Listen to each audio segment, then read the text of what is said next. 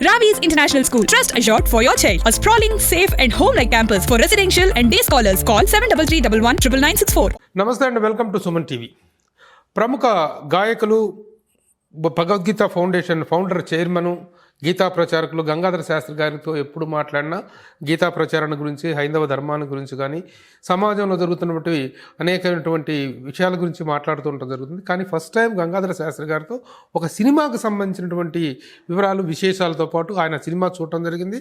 ఆ సినిమాలో ఆయన అద్భుతంగా 2 శ్లోకాలు కూడా పాడటం జరిగింది, భగవద్గీతలోని శ్లోకాలు. ఆ సినిమా అఖండ.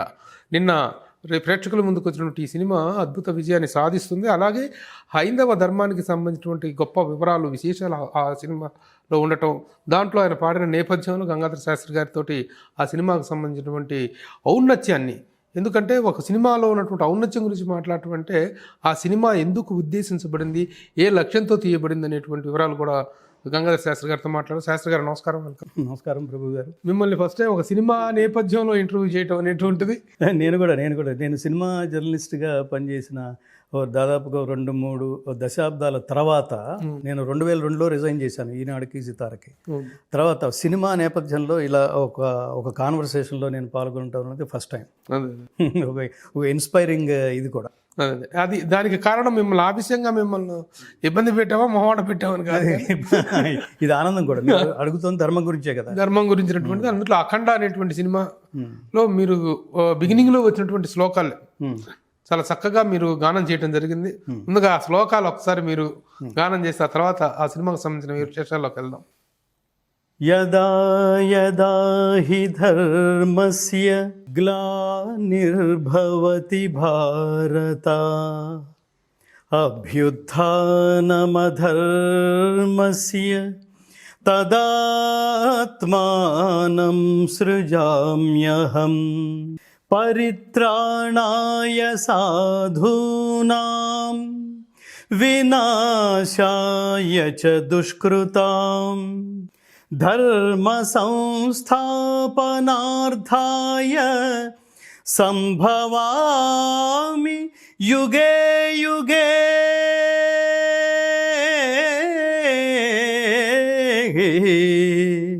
సంభవామి యుగే యుగే. తాత్పర్యం ఏమిటంటే, ఏ కాలమున ధర్మమునకు హాని కలుగునో అధర్మము వృద్ధి నొందునో. ఇది మొదటి శ్లోకానికి తాత్పర్యం.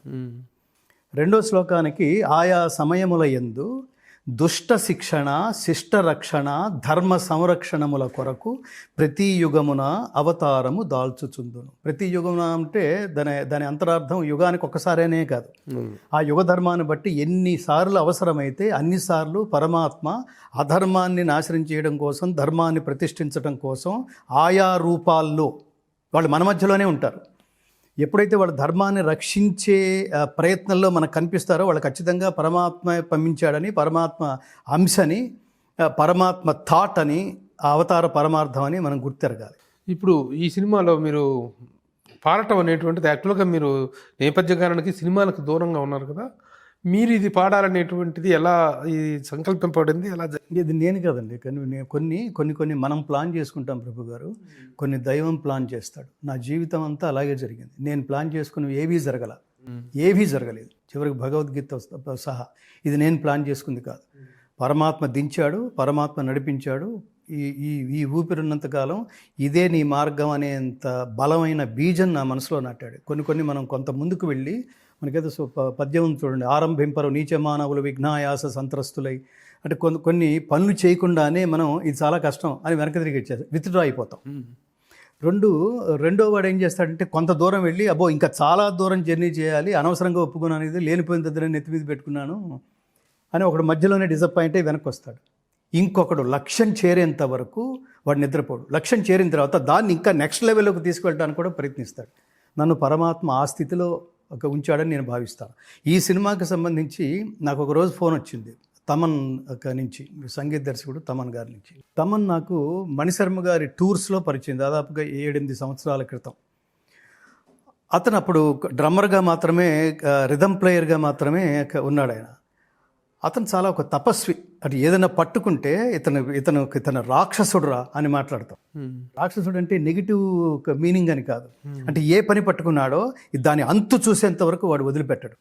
వాడు అయితే రాక్షసుడు అవ్వాలి, లేకపోతే అర్జునుడు అవ్వాలి. ఇతను రెండు అనమాట. అతని నుంచి నాకు ఫోన్ వచ్చింది. అతను గురుభావనతో ఉంటాడు. గురుగారు, మీ గొంతు మా సినిమాలో అవసరం అన్నాడు. నేను సినిమాలకి దూరంగా ఉండటం, సినిమా నాకు ఇప్పుడు అనవసరం, నేను చాలా దూరం అయి చాలా కాలం అయిందని. గురుగారు, ఇప్పుడు మీరు ఏం చేస్తున్నారో అదే పాడతారు మీరు అన్నాడు. అంటే అయితే నేను వచ్చేస్తున్నాను. ఎప్పుడు అన్నా. ఇవాళ్లే అన్నాడు. అతను ప్రొడ్యూసర్స్, నేను వెళ్ళే టైంకి బోయపాటి శ్రీని గారు, సో వీళ్ళందరూ దర్శకులు, వీళ్ళందరూ ఉన్నారు. అక్కడికి వెళ్ళిన తర్వాత కానీ నేను ఏం పాడాలో నాకు తెలియదు. నేను వెళ్ళిన తర్వాత ఈ జంట శ్లోకాలు భగవద్గీతలో 4వ అధ్యాయం జ్ఞానయోగంలో 7-8 శ్లోకాలు. ఇవి ఎంత ముఖ్యమైన శ్లోకాలంటే, నువ్వెవరయ్యా, నువ్వేమిటి, నీకేం పని ఈ లోకంలో, నీ యాటిట్యూడ్ ఏమిటి, నీ అవతార పరమార్థం ఏమిటి, నీ తత్వం ఏమిటి అని అడిగితే అది భగవద్గీతలో ఇది బాటమ్ లైన్ అండర్లైనింగ్ ఏమంటారు తాత్పర్యం ఆఫ్ పరమాత్ముడి అవతారం. అంత కీలకమైన శ్లోకాలు నాకు ఇవ్వడం అనేది నేను ఆనందించాను. నేను ఇందుకోసం పుట్టానురా, దుష్ట శిక్షణ, శిష్ట రక్షణ, ధర్మ సంరక్షణ అని. అంటే నేను ఆనందిస్తున్నప్పుడు బోయపాటి శ్రీను గారు ఈ లోపల ఏదో టెక్నికల్ కరెక్షన్స్ కోసం అతను బయటకు వెళ్ళాడు. ఈ లోపల ఎందుకో అంటే నా వీడియోస్ అప్పటికే ఆయన చాలా చూసి ఉన్నాడు. బోయపాటి శ్రీను గారు మీకు మాకు ముత్యాల సుబ్బయ్య గారి అసిస్టెంట్గా ఉన్న రోజుల నుంచి మనకు చాలా క్లోజ్. అతను దర్శక శిఖరాగ్రానికి చేరుకున్న తర్వాత అతన్ని నేను కలవడం ఫస్ట్ టైం. అక్కడ అతను చాలా ఇప్పుడు మన ముందు మాట్లాడుతున్నప్పుడు ఏంటి చాలా అట్లా పూర్తిగా మనసంతా పరిచి అతను ఏ సంకల్పంతో ఈ సినిమాకి చేయడానికి అతను సిద్ధపడ్డాడో, అతన్ని ఇన్స్పైర్ చేసిన పాయింట్స్ ఏమిటో, అఖండ 1 నుంచి 2 జర్నీ మధ్యలో అతను ఎంత స్ట్రగుల్ ఫీల్ అయ్యాడో, దీన్ని జనాల్లోకి తీసుకెళ్ళడానికి మొనాటనస్ లేకుండా, డాక్యుమెంటరీ ఎఫెక్ట్ లేకుండా అతను ఏం చెప్పాలనుకున్నాడో, ఏ డైలాగ్స్ అయితే అతను ఇన్వాల్వ్ అయ్యి రాశానని భావించాడో, ఆ పవర్ఫుల్ డైలాగ్స్ అని నాకు సినిమా చూపించినట్టుగా 1.5 సేపు మాట్లాడాడు నాకు. సినిమా అంతా చెప్పాడు. నాకు అర్థమైంది this is a powerful film. దీన్ని అతను డెఫినెట్గా అతను ప్రొజెక్షన్లో అతను నా దృష్టిలో చాలా హైట్స్లో ఉన్నాడు. అతని సినిమాల్లో నాకు బాగా అన్ని సినిమాలు అతను బాగుంటాయి. డీటెయిల్డ్ వర్క్ చేస్తాడు అతను. బోయపాటి శ్రీను గారు నాకు ముఖ్యంగా చాలా బాగా నచ్చింది సరైనోడు అనే సినిమా. చిన్న గెస్చర్స్ కూడా అతను వదిలిపెట్టాడు, రియాక్షన్స్ వదిలిపెట్టాడు. అది నేను ఎప్పటి నుంచో ఎక్కడ కనిపిస్తే అది కాంప్లిమెంట్ ఇద్దాం, చాలా గొప్ప సినిమా చేశారు. అతనికి అల్లు అర్జున్ని చాలా అద్భుతంగా ప్రొజెక్ట్ చేశారు. నిజానికి ఆర్టిస్టులు అనే వాళ్ళకి సరైన దర్శకుడు దొరకటం అన్నది ఒక అదృష్టం. నేను జర్నలిస్ట్గా ఉన్నప్పటి నుంచి అనుకునేవాడిని, అసలు ఆర్టిస్ట్ ఏం లేదు, నువ్వు చెప్పింది నేను 80% 90% చేస్తే చాలు, కానీ హీరోల అకౌంట్లో వేసుకుంటారు ఇది మొత్తం నాదే అన్నట్టుగా. కానీ ఈ ముఖ్యంగా ఈ అఖండ సినిమాలో బాలకృష్ణ గారు మీకు నాకు చాలా క్లోజ్, అత్యంత. నేను వెళ్ళినప్పుడల్లా నాతో ఆయన పాటలు పాడించుకుంటుండేవాడు. శివశంకరి పద్యాలంటే అతనికి చాలా ఇష్టం, ఈ తెలుగు సాహిత్యం అంటే బాగా ఇష్టం. పద్యం కానీ, శ్లోకం కానీ, స్తోత్రం కానీ అతని గొంతులో ఒక డిఫరెంట్ టింజ్ ఉంది. అది base plus melody plus metallic voice. అది ఇండస్ట్రీలో ఎవరికి లేదు, ఏ హీరోకి అలాంటి గొంతు లేదు. అతను ఎందుకో ఓ ప్రత్యేకమైన అభిమానం. ఎన్టీ రామారావు గారు ఆయన కొడుకు, అలాంటి వారసత్వం గాత్రంలో ఇతనికి వచ్చిందని. గాత్రం అంటే శరీరం, గాత్రం అంటే గొంతు, ఆ 2 వచ్చినాయి ఇతనికి అనేది ఏదో ఉండేది. ఆ తర్వాత నేను ఈ 2 శ్లోకాలు పాడాను. తమన్ గారు తనే కూర్చుని రికార్డ్ చేశాడు. రికార్డ్ చేసిన తర్వాత, గురుగారు దీనికి ఒక ఆరా వేస్తాను, వేసిన తర్వాత ఆ సీన్ చూద్దురు కానీ అన్నాడు. ఇక్కడ నాకు యాక్చువల్గా ఛాలెంజ్ ఏంటంటే, మామూలుగా ఆయన చెప్పిన ట్యూన్ పాడేసి వెళ్ళిపోవడం అని కాదు, ఆ ట్యూన్లో ఆల్రెడీ రికార్డ్ చేసేసారు నేను పాడక ముందే. ఇప్పుడు ఆయన ఏం రికార్డ్ చేశాడో ఆ సీన్ చూసి ఆ లిప్ మూమెంట్కి తగినట్టుగా నేను ఇప్పుడు ఆ ట్యూన్ మలుచుకుని పాడాలి. అలా పాడింది. అంతా అయిన తర్వాత దాని చుట్టూతో వేసిన వైబ్స్, ఆరా, ఆ మ్యూజిక్ చూసిన తర్వాత తనకేమి ఎక్స్ట్రా యాడింగ్ ఇన్స్ట్రుమెంట్స్ ఏం లేవు, ఓన్లీ కీబోర్డ్ ఆరా. అద్భుతం చేశాడు అతను ఖచ్చితంగా ఒక తపస్వి. త్రివిక్రమ్ గారి సినిమా ఏమిటి అతను చేసింది, రాములా పాట. ఆ సినిమాలో అన్ని గొప్ప పాటలు, అంత యూత్కి ప్లస్ మెలోడీ, యూత్ వెనకిచ్చే ఆర్కెస్ట్రేషను, ఒకప్పుడు అంటే నేను హైదరాబాద్ వచ్చేంత వరకు పాటల్లో సంగీతం అనే పదమే నేను వినేవాడిని. ఈ పాటకి సంగీతం ఎలా ఉంది, ఈ పాటకి మ్యూజిక్ సిట్టింగ్స్ ఎలా ఉన్నాయి, ఇవి ఇట్లాంటి సౌండ్స్ వినేవాళ్ళం. ఇప్పుడు అసలు ఆ ట్రెండ్ మారిపోయింది. ఇప్పుడు పాటల్లో సౌండింగ్ గురించి ఆ పాట భలే సౌండింగ్ భలే ఉంది, సంగీతం మ్యూజిక్లు పోయినాయి. ఇప్పుడు సౌండింగ్ మ్యూజిక్ ప్లేస్ లో మ్యాజిక్ అదేదో ఉండాలి. అది తెలిసిన విద్వన్ మణి తను తమన్ అద్భుతంగా చేశాడు. చాలా నేను ఇంటికి వచ్చి గర్వంగా చెప్పుకోండి. ఈ పాటని చిత్రీకరించింది ఒక చైనీస్ మీద. నేను అక్కడ లిప్ సింక్ కూడా చాలా అదే చాలా కరెక్ట్గా అది చేశాడు. అతను కరెక్ట్గా చేశాడు. ఇప్పుడు ఆ చైనీస్ అతను అనగానే నాకు ఒక ఇన్సిడెంట్ గుర్తొస్తుంది. అది ఎలాంటి దాని మీద తీశాడంటే అతను చాలా పరిశోధన చేశాడు. ఈ బోయపాటి శ్రీను గారు మనకి భారతదేశాన్ని ఇతర దేశాల నుంచి దండయాత్రల పేరుతో భారతదేశాన్ని సర్వనాశనం చేయడం ఎలా, జనరల్ డయ్యర్ ఇట్లా చాలామంది మన వాళ్ళని కాల్చి చంపేసిన సంఘటనలు, వందే మాత్రం అంటే ఇప్పుడు ఈ సందర్భంగా మనం అది కూడా గుర్తు చేసుకోవాలి. బంకిం చంద్ర చటర్జీ వందే మాత్ర గేయం రాసి ఈ సంవత్సరానికి 150 ఏళ్ళు పూర్తయింది. దేశవ్యాప్తంగా సెలబ్రేషన్స్ చేసుకుంటున్నారు. ఈ నేపథ్యంలో ఈ దేశాన్ని పరిపాలిస్తూ దాష్టీకం చేస్తూ ఆ రకంగా రాక్షస పరిపాలన చేస్తున్న ఏమంటాం మనం ఆంగ్లేయులు ఇక్కడున్న వాళ్ళందరూ వాళ్ళ ప్రభుత్వాలకు ఉత్తరాలు రాస్తుండేవాళ్ళు.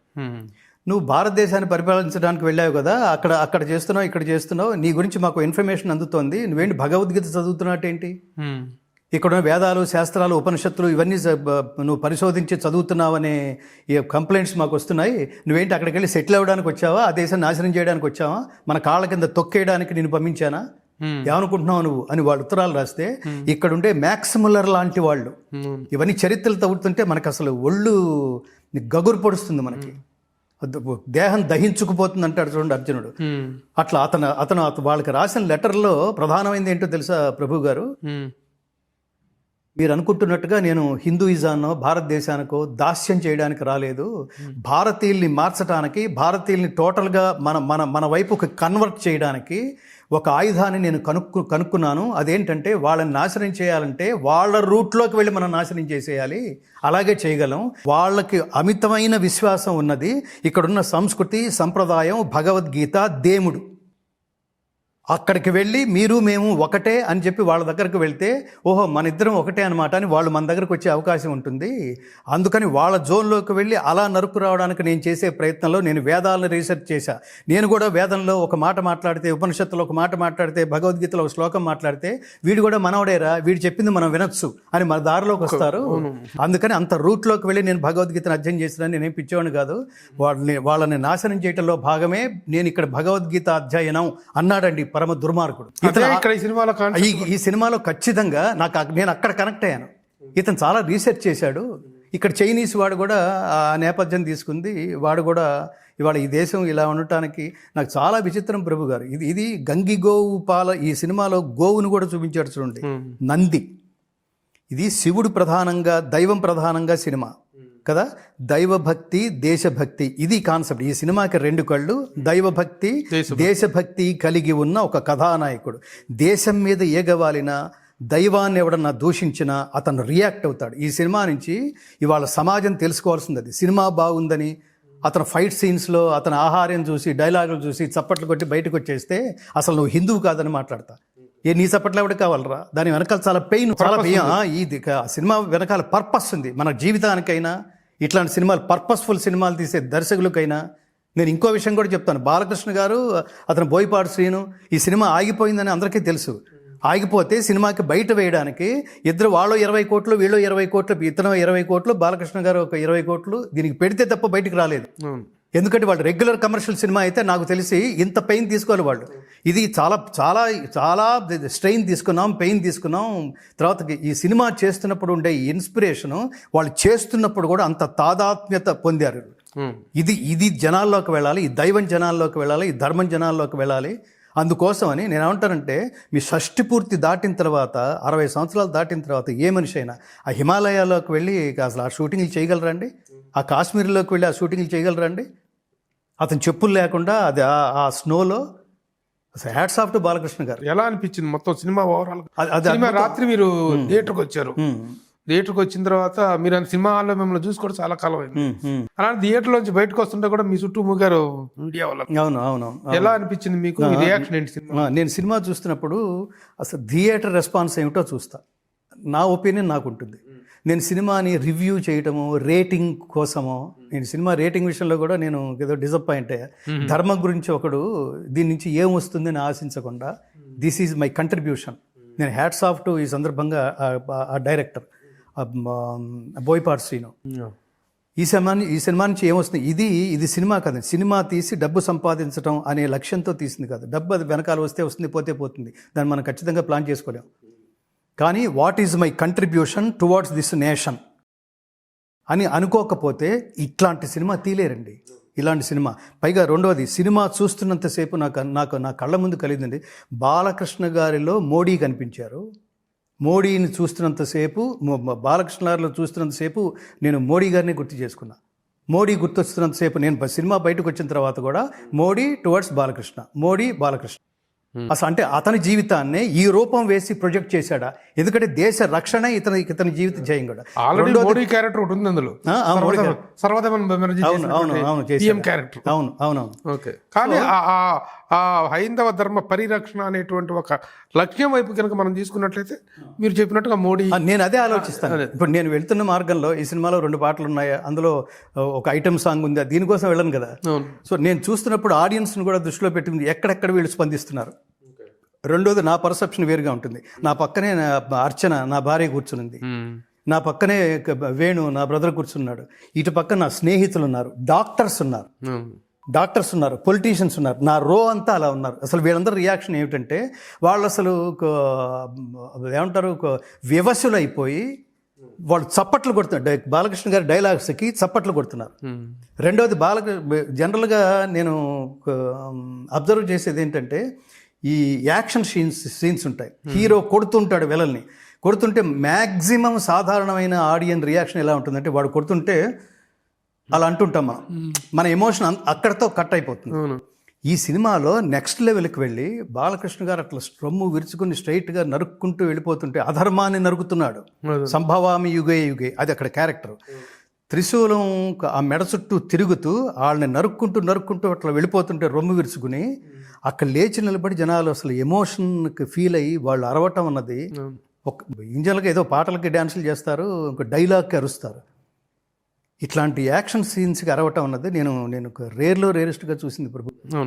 అట్లా క్యారెక్టర్లో ఇతనెంత, నేనేమంటానంటే, హీరో తను చేసే పాత్రతో తాదాత్మ్యత చెంది నటించకపోతే ఆడియన్స్ అంత తాదాత్మ్యత చెందరు.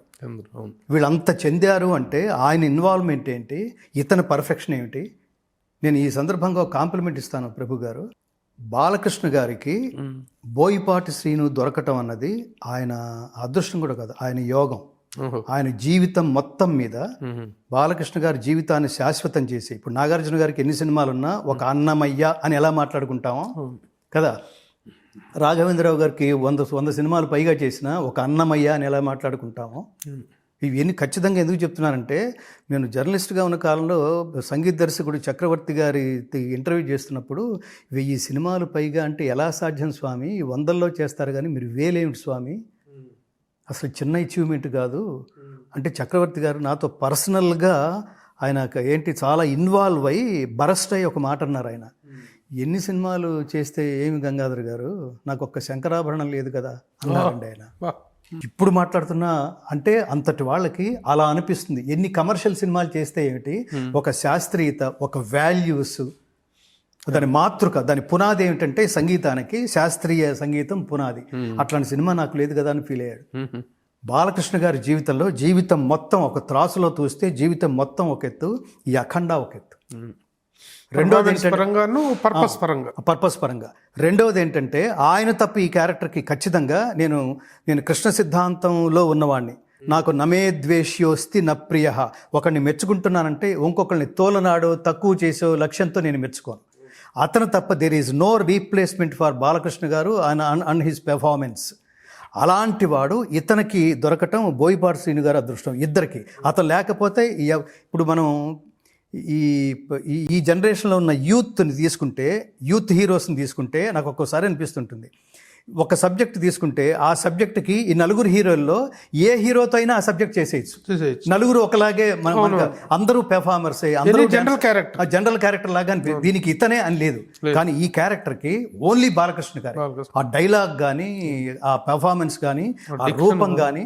రెండోది నేను ఇంకా చూసింది ఏంటంటే, నేను ఈ సందర్భంగా కాంప్లిమెంట్ ఇస్తున్నాను ఈ బోయపాటి శ్రీను గారికి. బోయపాటి శ్రీను గారు ఈజ్ ది బెస్ట్. అసలు ఒక్కొక్క ఆర్టిస్ట్లో వీళ్ళు ప్లస్లు ఏమిటి, మైనస్లు ఏమిటి, వీక్నెస్లు ఏమిటి, స్ట్రెంగ్స్ ఏమిటి, దేన్ని ఎలివేట్ చేయొచ్చు, వాళ్ళ మీద కూలంకషంగా అధ్యయనం చేసి వాళ్ళని మౌల్డ్ చేసి వాళ్ళని కంట్రోల్ చేయగలిగే దమ్ము సామర్థ్యం కూడా ఉండాలి. అందరూ డైరెక్టర్స్గా అది ఉండదు.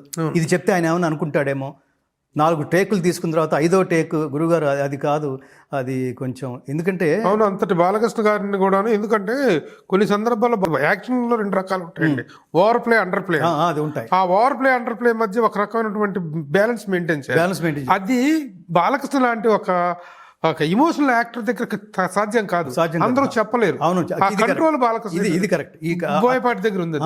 అది నేను ఎక్కడ చూశానంటే, మీరు అఖండ 1లో బాలకృష్ణ గారు తమిళ్ ఎదురుకుండా ఆపోజిట్లో ఒక తమిళ్ ఆర్టిస్ట్ ఎవరో ఉన్నారు, అతను తమిళ్ ఆర్టిస్ట్,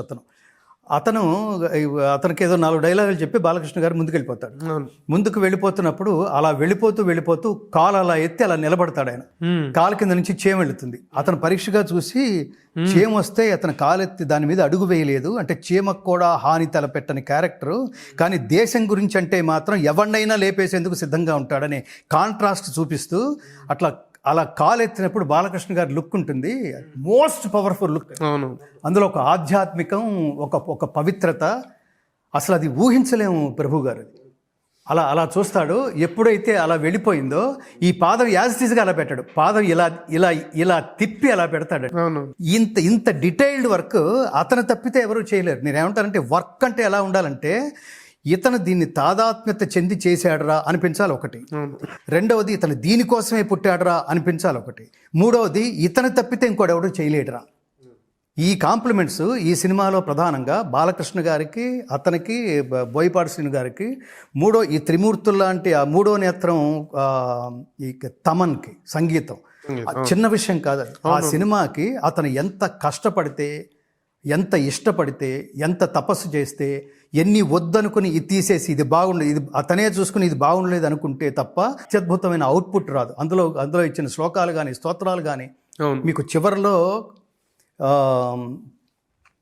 బాలకృష్ణ గారి గొంతులోంచి ఒక భగవద్గీతలో ఇంకో శ్లోకం వినిపిస్తుంది. శ్రేయాన్ స్వధర్మో విగుణః పరధర్మాత్ స్వనుష్ఠితాత్ స్వధర్మే నిధనం శ్రేయః పరధర్మో భయావహః. అలా చూస్తూ అంటాడు, స్వధర్మే నిధనం శ్రేయః పరధర్మో భయావహ వస్తుంటుంది.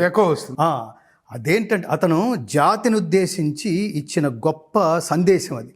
స్వధర్మే నిధనం శ్రేయః పరధర్మో భయావహ అని అంటే, ఆకర్షణీయముగా అనుష్ఠింపబడిన పరధర్మము కన్నా గుణము లేనిదైనను స్వధర్మమే మేలు. అట్టి స్వధర్మాచరణమున మరణము సంభవించినను మేలే. Fight for the country, fight for the ధర్మ. అసలు ఇది మీకు లేదేంటి? నువ్వు హిందూ అని చెప్పుకోవడానికి నీకు అర్హత ఉందా? ఈ క్లాస్ తీసుకుంటాడు అతనికి జనాలందరినీ. సనాతన ధర్మం అంటే ఏమిటో, ఈ దేశంలో పుట్టిన హిందువులారా, ఈ హిందూయిజం పట్ల ప్రాథమిక అవగాహన కూడా లేదు మీకు. మీరు దేవుడి గురించి మాట్లాడతారా? దేవుడు బాధ్యత గురించి మాట్లాడతారా మీరు? వాడిని వచ్చి వాడు ప్రత్యక్షం అయిపోయి మీ ముందు మీరు అడగగానే ప్రత్యక్షం అయిపోయి, అంటే he has to prove himself that he is there, I'm there అని. నీ ఉనికిని నువ్వు చాటుకోవాల్సిన బాధ్యత నీదా? లేకపోతే నా ఉనికి ఇది స్వామి, దయచేసి నన్ను ఆశీర్వదిస్తావని నువ్వు ప్రూవ్ చేసుకోవాలా? ఇట్లాంటి లాజికల్ క్వశ్చన్స్ చాలా అసలు అద్భుతమైన సినిమాలో కూడా. ఇప్పుడు యాక్చువల్గా పాన్ ఇండియా లెవెల్కి ఫస్ట్ టైం బాలకృష్ణ వెళ్ళటం. ఒక సీన్లో మీరు గుర్తుండే ఉంటే, ఆ second Balakrishna, first Balamuralikrishna character, ఆ గంజా ఇదంతా చేస్తున్న స్మగ్లింగ్ మాఫియాని ఎదుర్కొనేటువంటి దీంట్లో 4 ప్రాంతాలకు సంబంధించిన విలన్స్ని పెట్టాడు. కన్నడ, తమిళ, ఆ డైలాగ్స్ మలయాళం, మహారాష్ట్ర వీళ్ళు పెట్టి ఆయా రాష్ట్రాలకు సంబంధించినటువంటి విలన్స్ ని ఆ రాష్ట్రం తాలూకు గొప్పతనం చెప్తూ కన్నడ గురించి, కన్నడ అంటే ఏమనుకున్నావు నువ్వు, అది చాలా గొప్ప అది చాలా గొప్ప ఐడియా. అతను చాలా తెలివైన వాడు, చాలా ఆలోచించాడు. బోయపాటి శ్రీను గారు చాలా ఆలోచించాడు అనడానికి ఆయా భాషల్లో బాలకృష్ణ గారి చేత మాట్లాడి ఇప్పుడు ఇది అక్కడ రిలీజ్ అయితే వాళ్ళు కూడా అసలు మామూలుగా ఏదో కెవ్వు కేకలాగా వాళ్ళు చాలా అద్భుతంగా రియాక్ట్ అవుతారు. సో నేను ఏమంటానంటే మీరు చెప్తున్న దాన్ని అంతా పెట్టి వింటే బాలకృష్ణ గారికి ఈ సంవత్సరం బెస్ట్ యాక్టర్ గా నేషనల్ అవార్డు వచ్చే అవకాశం ఉంది. అది ఖచ్చితంగా. నేను బాలకృష్ణ గారు ఒక్కడికే కాదండి, అసలు ఈ సినిమా ఎవరి అంతరాంతరాల్లోంచి ఎవరి తపస్సు నుంచి ఉద్భవించిందో, నేను ఈ సినిమాకి నేను సిన్సియర్గా దీనికి చాలా త్యాగం అవసరం, ఇట్లాంటి సినిమాలకు త్యాగం అవసరం. మామూలుగా ఇన్ జనరల్గా ఒక డైరెక్టర్ దగ్గర ఒక ప్రొడ్యూసర్ కూర్చుంటే ఈ సినిమా మీరు తీయాలనుకున్న సినిమా బడ్జెట్ ఏమిటి అని ఫస్ట్ అసలు డైరెక్టర్ అడిగేది, ప్రొడ్యూసర్ అడిగేది అది. నేను 100 కోట్లు పెట్టి తీయాలనుకుంటున్నాను. సరే 100 కోట్లు వెనక్కి ఎలా వస్తాయో ఇప్పుడు మీరు చెప్పే సబ్జెక్ట్ ద్వారా నేను వింటాను, నాకు అర్థమవుతుంది, సబ్జెక్ట్ చెప్పండి 4 ముక్కల్లో అంటే ధర్మం గురించి పాటుపడే, దేశం గురించి పాటుపడే ఒక హీరో సబ్జెక్టు అనగానే ఎంతమంది ముందుకు వస్తారో నాకైతే తెలియదు ప్రభు గారు. సో ప్రొడ్యూసర్కి రావాలి. దీనికి ఎవరి తపస్సు వల్ల అయితే ఇది వాళ్ళ లోకానికి మనం చూసి ప్రతి గూస్ బంప్స్, ప్రతి సీన్లోనూ, ప్రతి డైలాగ్లోనూ మనం ఆనందించగలుగుతున్నామో ఆ డైలాగ్స్ కూడా తానే రాసి ఈ సినిమాని అంత గొప్పగా తీసిన sole pillar of the film is always director. నేను అదే చెప్తాను. మన గురువు గారు దాసనారాయణ కూడా కెప్టెన్ ఆఫ్ ది సినిమా అసలు టోటల్గా అన్ని 24 క్రాఫ్ట్లకి సోల్ ఎవరంటే డైరెక్టర్ అంతే. దీని బాలకృష్ణ గారు కూడా నేను ఈ సంస్కారం ఆయనలో కూడా చూశాను. ఆయన ఎప్పుడు ప్రెస్ మీట్లో కూర్చుని ఇదంతా నా ప్రతిభ, ఈ డైలాగ్ అద్భుతంగా, ఇతని గురించి చెప్పుకోవడానికే టైం సరిపోలేదన్నంతగా అతను ఎప్పుడు మాట్లాడు. అవును. నేను ఇన్ఫ్యాక్ట్ ఏంటంటే ఈ సినిమా రిలీజ్కి కొద్ది రోజులు ఒక 2 నెలల ముందు నేను బాలకృష్ణ గారు విజయవాడ వెళ్తూ ఫ్లైట్లో కలిసాం. ఆయన నిగర్వి, ఆయనంతటా ఆయనే వచ్చాడు. ఎందుకులో ఆయన విజయవాడ ఏదో పర్పస్తో వెళ్తున్నాడు. ఆయన ఆ పర్పస్ కూడా ఒక రాజకీయ నాయకుడిగా వెళ్తున్నాడు ఆ మీటింగ్స్కి. ఏదో మైండ్లో ఏదో మేధోమదనం జరుగుతుంటుంది, మనం ఎందుకు డిస్టర్బెన్స్ అన్నట్టుగా నేను దూరంగా ఉన్నాను. ఎందుకు ఆయన సడన్గా చూసి ఆయన దగ్గరకు వచ్చి గురుగారు అంటాడు. ఆ నిగర్విత్వం గురువు గారు అనడం ఏమిటి? నేను ఆయన ముందు ఆ రోజుల్లో ఏమిటో తెలుసు. అవును. ఈ రోజుల్లో ఆయన నా వీడియోస్ చూస్తూ ప్రతి వీడియో చూస్తానండి అన్నాడు ఆయన. ఇది అంటే ఇప్పుడు ఆయన నా మీద ఏర్పరచుకున్న భావన, ఆ సింప్లిసిటీ, అది చూసి సరే మేము ఎయిర్పోర్ట్ నుంచి బస్సులో ఎయిర్ క్రాఫ్ట్ వరకు వెళ్తున్నాం. ఆ బస్సులో అఖండ స్టోరీ చెప్తున్నాడు. ప్రెస్ మీట్లో కాదు, నాకు నేను ఇంజనరల్గా నేను ప్రెస్ మీట్లో ఇలా మాట్లాడను, ఇది గొప్పగా ఇది దున్నేస్తుంది, ఇది ఏదో పిండేస్తుంది అని నేను అట్లా చెప్పి అలవాట్లేదు. కానీ సనాతన ధర్మం గురించి, వాళ్ళ సనాతన ధర్మం గురించి ఎవరు పడితే వాళ్ళు మాట్లాడుతున్నారు. హిందూ ధర్మాన్ని వాళ్ళ ప్రీచెస్ ద్వారా వేరు చేయడానికి మాట్లాడుతున్నారు. వ్యవస్థల్ని కాపాడుకునే ప్రయత్నం చేస్తున్నారు తప్ప ధర్మాన్ని కాపాడుకునే ప్రయత్నం చేయట్లేదు. చాలా గొప్ప మాట ప్రభు గారి మాట. ఈ సినిమాలో నా క్యారెక్టర్ ద్వారా ఇంత చెప్పించాడు దర్శకుడు అంటున్నాడు అతను.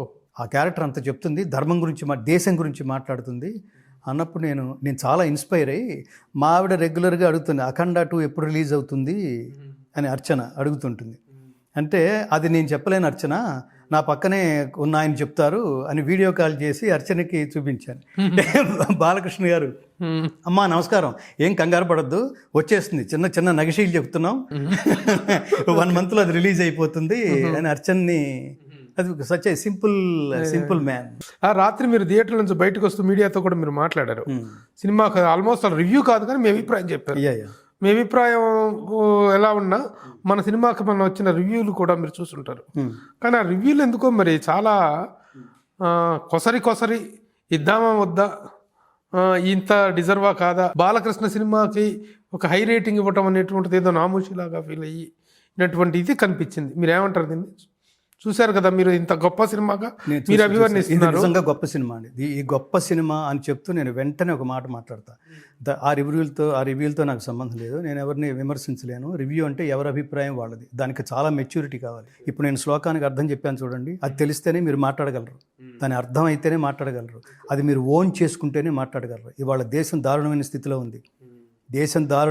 ఉంది. ధర్మాన్ని కాపాడడానికి ఒకడు జీవితాన్ని కూడా పణంగా పెట్టేశాడన్న మాట అనే సంఘటనలు ఏమంటారు ప్రపంచవ్యాప్తంగా ఆ రియాక్షన్స్ని మోడీ గారు ఎదుర్కొంటున్నారు ఇవాళ. ప్రధానమంత్రి స్థానంలో కూర్చొని. ఇప్పుడు ఆ మధ్యన చైనాగా రష్యా వెళ్తే రష్యానా చైనానా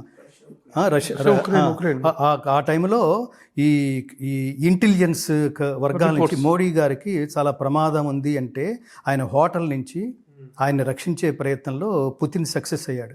మోడీని అక్కడ లేపేద్దామనే ప్రయత్నం జరిగింది. అంటే ధర్మాన్ని కాపాడడానికి ఒకడు స్ట్రాంగ్గా నిలబడితే వాడిని అక్కడ లేపేస్తే ఈ కంట్రీని స్వాధీనం చేసుకోవచ్చు అనే దురదృష్టకరమైన స్థితిలో ధర్మం కోసం, దేహం కోసం కాదు, ధర్మం కోసం, దేశం కోసం పనిచేస్తున్న ఒకే ఒక్కడు అనిపిస్తుంది ప్రభు గారు. ఈ దేశంలో ఉన్న హిందువులందరూ నిద్రపోతున్నారు, జస్ట్ బొట్లు పెట్టుకుని తిరిగేస్తున్నారు, జస్ట్ గుళ్ళకు వెళ్తున్నారు, కొబ్బరికాయలు కొడుతున్నారు, నైవేద్యాలు సమర్పిస్తున్నారు, హుండీలో డబ్బులు వేస్తున్నారు. నువ్వు హిందువు అంటే హిందువే అంటున్నారు. హిందువని ఎలా ప్రూవ్ చేసుకోగలరంటే ఒక్కడు మాట్లాడు. నేను మళ్ళీ నేను ఏమంటానంటే శాస్త్రేణ జామితా నాస్తి, శాస్త్రానికి విసుగు లేదు. ఇది నేను చాలామందితో చెప్పాను, మీకు కూడా చెప్పుంటాను. నేను మళ్ళీ చెప్తున్నాను. ఈ దేశంలో నువ్వు హిందువా అని అడిగి మరీ చంపేస్తే 26 మంది టూరిస్టులని ఒక్క హిందువు కూడా రోడ్డు మీదకి రాలేదు. ఇన్ జనరల్గానే మనం అనేస్తాం, మన భార్యని అర్చన నిన్నంటే నన్నన్నట్టే అని నేను నా భార్యతో అంటా. ఒరే తేజు నిన్నంటే నన్నన్నట్టే, నాన్న నిన్నంటే నన్నన్నట్టే అని నా బిడ్డ అంటాడు. ఇది మాట వరుసగా మనం అంటున్నాం, సీరియస్గానే అంటున్నాం ఆ మాట. మరి హిందువా అని అడిగి వాడిని చంపేస్తే హిందువు అని పేరు పెట్టంటే ప్రతి హిందువుని అన్నట్టే అని ప్రతి హిందువు భావించాలి కదా ప్రభు గారు. ఇది లాజిక్ కాదా? ఇది ఎందుకు భావించట్లేదు అంటే ఇదంతా డ్రామా అన్నమాట. సిన్సియర్లీ యు ఆర్ నాట్ ఏమంటారు, మీరు హిందువుగా పెరగలేదు. మేము ఆశిస్తుంది ఏంటంటే ఈ దేశంలో హిందువుగా పుట్టినవాడు ప్రతివాడు చెప్పుకోవడానికి హిందువుగా కాదు, ఆచరణాత్మక హిందువులుగా వాళ్ళు ఎదగాలి. ప్రాక్టీసింగ్ హిందూస్ కావాలి. అప్పుడు కానీ ఈ దేశం రక్షించబడదు, ఈ దేశానికి పూర్వ వైభవం రాదు. నేను వాళ్ళతో చెప్పింది ఈ రేటింగులు ఇవి కాదు. మీరు దయచేసి మంచి సినిమాకి తపస్సు చేయాలండి. మంచి సినిమా చూడడానికి ఇవాళ దరిద్రపు సినిమాలు, దరిద్రపు డ్రెస్సులు, దరిద్రపు పాటలు, జస్ట్ సినిమా అనేది జస్ట్ ఎంటర్టైన్మెంట్ కాదు ప్రభు గారు. ఇది ఒకవేళ ఎంటర్టైన్మెంట్ అనుకుంటే this is not a just entertainment film, this is best entertainment film. దీన్ని సినిమా అని అతనికి తెలియదా? బోయపాటి శ్రీనికి తెలియదా? దాన్ని ఎంటర్టైన్మెంట్ అనే హోమియోపతి పిల్లాగా దానిపైన స్వీట్ కోటింగ్ ఇస్తూ అందులోంచి ధర్మాన్ని ప్రపంచానికి అందించడం కోసం ఒక సాక్రిఫైజేషన్, అతని మీద చాలా ఒత్తిళ్ళు ఉంటాయి. ఇట్లా హిందూయిజాన్ని ప్రొజెక్ట్ చేస్తే ఈ దేశంలో హిందూ అని చెప్పుకోవడానికి మనం భయపడతాం, పిరికితనం ఉంది. అందుకని ఈ రేటింగ్లు నేను అన్నాను, దయచేసి మీ ఛానల్ ముఖతః ఈ భారతదేశంలో పుట్టిన ప్రతి ఒక్కటి నేను ఫస్ట్ రిక్వెస్ట్ చేస్తుంది ఏంటంటే ఈ సినిమా భారతదేశంలో ఉన్న ప్రతి భాషలోనూ అనువదించబడి రిలీజ్ కావాలి ఫస్ట్. రెండవది, దయచేసి మీరు మీ కుటుంబంతో వెళ్ళాలి. ముఖ్యంగా మీరు మీ బిడ్డలతో వెళ్ళండి. సనాతన ధర్మం అంటే ఏమిటి, భక్తి అంటే ఏమిటి, దేశభక్తి అంటే ఏమిటి. అపి స్వర్ణమయీ లంక నమే లక్ష్మణ రోచతే జననీ జన్మభూమిశ్చ స్వర్గాదపి గరీయసి. రాముడు చెప్పాడు దేశభక్తి అంటే ఏంటో. మొదట ప్రపంచానికి చెప్పిన దైవం శ్రీరాముడు. ఎక్కడికంటే లంకలో అడుగు పెట్టినప్పుడు లంక ఎంత అద్భుతంగా ఉందన్నా, ఏంటిది అసలు, ఇది ఎంత వండర్గా ఉంది అని 4 డైలాగులు చెప్పేశాడు లక్ష్మణుడు. వెంటనే రాముడు అన్నాడు, నీకు అలా ఉందేమో, నాకు అలా లేదు. నాకేమనిపిస్తుంది తెలుసా, జనని జన్మభూమి, మాతృభూమి మాతృమూర్తి, 2 స్వర్గం కంటే గొప్పవి అర్జున. నాకు నా అయోధ్యే బాగుంది అన్నాడు శ్రీరాముడు. అది దేశభక్తి అంటే. ముందు నీ దేశాన్ని ప్రేమించు, తర్వాత మిగతావన్నీ. ముందు నీ తల్లిని ప్రేమించు. పక్కింటి తల్లి అవ్వదు, పక్కింట్లో ఉన్నవాడు ఆంటీ అవుతుంది, లేదా తల్లి లాంటిది అవుతుంది, కానీ తల్లి ఎలా అవుతుంది? ఏమి చిన్న ఇది కూడా తెలియదురా మీకు? రివ్యూస్ ఇచ్చేసి రేటింగ్లు ఇచ్చేసి నేనేదో తీర్పు ఇవ్వగలిగే స్థానంలో ఉన్నాను అనుకుంటే మనం ఎన్ని చూసి వచ్చాం ప్రభు. ఇది ఏమంటారంటే హర్ట్ చేయకపోవడం ఇది కాదు. నీ ఒపీనియన్ని ప్రపంచానికి ఇచ్చే ముందు ఒక్కసారి విశ్లేషించు. వాడెంత పెయిన్, ఎన్ని వందల కోట్లు దాని వెనకాల. ఇది జనాల్ని అసలు ఫస్ట్ చూడాల్సింది. సినిమా అనే గొప్ప వేదిక, జనాల్ని ప్రభావితం చేయగలిగే మోస్ట్ పవర్ఫుల్ వేదిక మించి ఒక భావ వ్యక్తీకరణ దృశ్య రూపంలో జనాల్లోకి వెళ్తున్నప్పుడు దాని ప్రభావం ఎలా ఉంటుందో అసలు ముందు అది గుర్తించండి. వాడి పెయిన్ గుర్తించండి. నచ్చితే నచ్చింది, లేకపోతే లేదు. ఈ రేటింగ్లు చూసి ఎవరు వెళ్తారు? నేను మన రోజుల్లో గీతాంజలి అనే సినిమాకి నాకు బాగా గుర్తుంది. గీతాంజలి అనే సినిమా సూపర్ డూపర్ హిట్ ఆ రోజుల్లో, మ్యూజికల్గా కూడా. నాగార్జున గారి సినిమా. ఆ సినిమాకి ఏమిటో ఈ కవిత్వం, ఏమిటో ఇది ఎవరికి అర్థమవుతుంది, ఇట్లాంటి రివ్యూలు రాసిన వాళ్ళు ఉన్నారు, మన పెద్దవాళ్ళు. అవును. ఆ సినిమా సూపర్ డూపర్ హిట్. ఇప్పుడు రివ్యూ ప్రభావం జనాల్లో ఉన్నట్ట లేనట్ట? అసలు దయచేసి రివ్యూలను పట్టించుకోకండి. అది 5 అయితే ఏంటి, 3 అయితే ఏంటి, 4 అయితే ఏమిటి. రెండోది గుర్తుపెట్టుకోండి, పరమాత్ముడి సృష్టి సమానం కానీ పరమాత్ముడి సృష్టిలో ఏది సమానం కాదు. దేనికదే యూనిక్. ఒక సినిమా మీకు నచ్చచ్చు ప్రభు గారు, నాకు నచ్చలేకపోవచ్చు. ఒక సినిమా మీరు ఊరంతా తిరిగి రాత్రి సెకండ్ షోకి అట్నుంచేటే డైరెక్ట్గా థియేటర్కి వెళ్ళారండి. ఆ మూడ్లో మీరు స్నానం చేయకుండా వెళ్తే ఆ సినిమా చూస్తున్నప్పుడు మీకు ఒక రకమైన అనుభూతి, నేను ఇవన్నీ ప్రత్యక్షంగా అనుభవించా, మీకు ఒక రకంగా అనుభవించవచ్చు. మీరు ప్రశాంతమైన వాతావరణంలో అదే సినిమాని కొంతకాలం తర్వాత చూస్తే ఎందుకోరా అప్పుడు నాకు ఎందుకో బాగుందని అనిపించలేదు, ఇప్పుడు ఎందుకు బాగానే ఉంది అనిపిస్తుంది ఏంటి అనిపిస్తుంది. ఇంకొన్ని సినిమాలు చూడండి, అసలు ఈ సినిమా ఎందుకు హిట్ అయిందిరా అనిపిస్తుంది. కొన్ని సినిమాలు చూడండి, ఏముందని ఈ సినిమా ఇంత సూపర్ డూపర్ హిట్ అయింది అనిపిస్తుంది. అసలు వీటికి, ఈ అభిప్రాయాలకి, కామన్ మ్యాన్ అభిప్రాయాలకి, రివ్యూలకి ఏమైనా సంబంధం ఉందా, ఈ రేటింగ్లకి ఏమైనా సంబంధం ఉందా? అందుకని నేను అనేది ఏంటంటే, నేను కూర్చున్నప్పుడు మాత్రం నేను పైగా నాలో ఒక రివ్యూవర్ కూడా ఉంటాడు. మన జర్నలిజంలో 12 సంవత్సరాలు ఉన్నప్పుడు నేను నా భార్య ఎక్స్ప్రెషన్ ఏమిటో, నా కారులో కూర్చున్న తర్వాత నీకేమి సినిమా ఎలా ఉందని అడిగాను. అంటే అంది ఆవిడ సింపుల్గా. ఇటు పక్కన నా స్నేహితుడు చలపతి కూర్చున్నాడు. నువ్వు చూస్తూనే ఉన్నావు కదరా, ఎన్ని చోట్ల చప్పట్లు కొట్టాను. వాడు ఆర్టిస్ట్. ఈ క్యారెక్టర్ నాదైతే నేను చేస్తే బాగుండు, లేకపోతే ఈ క్యారెక్టర్లో ఇది ఇలా అయితే బాగుండు అనే విశ్లేషణాత్మకంగా చూస్తుంటారు ఆర్టిస్టులు అయితే. వాడు అవన్నీ మర్చిపోయి చప్పట్లు కొడుతూనే ఉన్నాడు. నాతో పాటు రాజ్ కుమార్ గారని కామినేనిలో పనిచేసే డాక్టర్ గారు ఉన్నారు. ఎలా ఉంది డాక్టర్ గారు అంటే, నేను నా ఫ్యామిలీని మిస్ అయ్యానని ఫీల్ అయ్యాను శాస్త్రి గారు అన్నాడు అతను. సో ఇవన్నీ నా పక్కన కూర్చున్న 10 మంది ఎవరికి ఒక పాయింట్ తక్కువ అట్లాంటి ఒపీనియన్ లేదు. ఇది ఖచ్చితంగా ఆలోచించి తీసిన సినిమా, ఆలోచింప చేసేట్టు తీసిన సినిమా. ఇది అంతటి గొప్ప సినిమా. మీరు మామూలుగా భగవద్గీత ప్రచారంలో కానీ లేకపోతే హైందవ ధర్మ ప్రచారంలో కానీ మీరు ఎప్పుడూ నిమగ్నమై ఉంటారు. ఇలాంటి ఒక సినిమా వచ్చినప్పుడు ఈ ప్రచారాలకి కొమ్ము కాసేటువంటి మీరు ఈ సినిమా విషయంలో ఏదైనా ప్రత్యేకమైన బాధ్యత తీసుకొని ప్రచారం కానీ లేకపోతే దీని గురించినటువంటి పబ్లిసిటీ విషయంలో కానీ యూనిట్తో కలిసి మీరు ప్రమోషన్స్లో పాల్గొనే అవకాశం ఉందా? ఎందుకంటే మీరు కూడా you are also a part of the film. అవును. నేను యాక్చువల్గా నా నేచర్ ఏంటంటే, నేను పిలిస్తే వెళ్ళే నేచర్ కానీ తెలిస్తే వెళ్ళే నేచర్ కాదు. అది పిలిపించుకుని అడిగితే వెళ్తాను కానీ అడిగి వెళ్ళను.